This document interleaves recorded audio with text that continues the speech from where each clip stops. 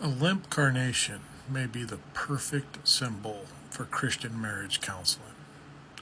See, back when me and Candy were at last church we were at, we had Sunday school lessons for the adults. So around service time, kind of depended on what time of year it was, the church would have an hour before, after, or in between services for adult Sunday schools.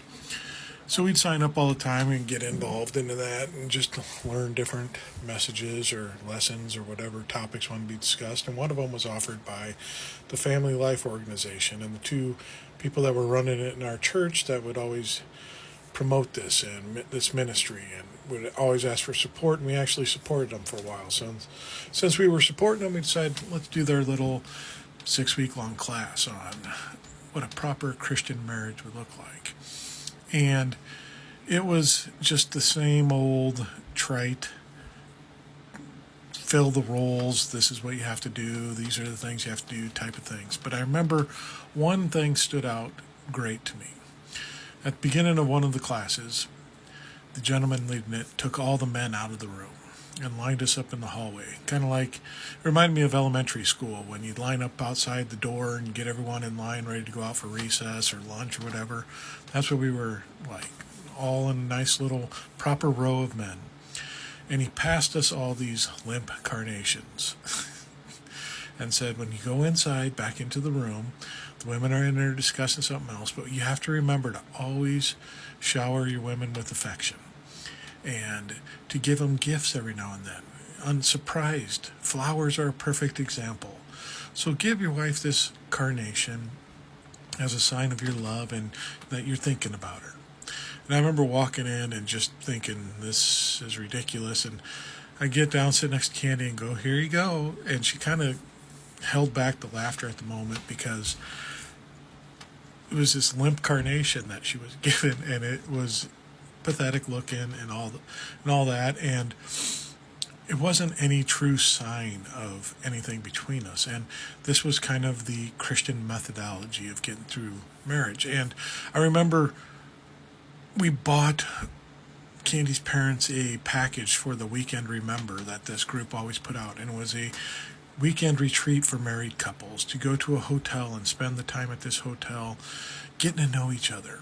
And when we discussed it with them after they were done, they were like, oh, this was transformational.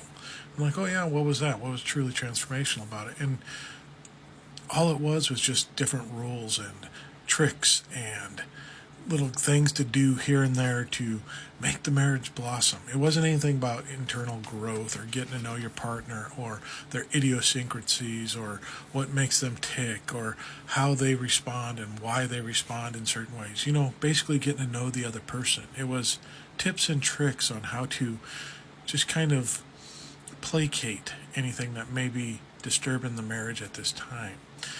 And this was extremely transformational for them because they knew all these little tricks. It was kind of like all the books we used to get on, sex begins in the kitchen. So husbands, if you want to get your needs met, do the dishes every now and then because that doesn't turn on a woman more than anything else in the world to see you do it.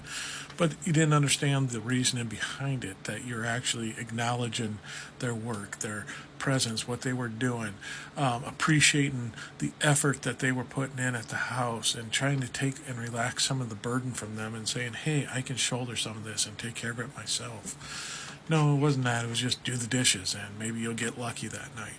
And that's all these classes were. And it was just a perfect sign, this limp carnation, as being just do these little things and this will get you through life.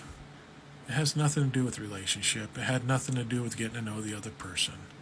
It was just parlor tricks, little things to appease and put off any severe issues that go on.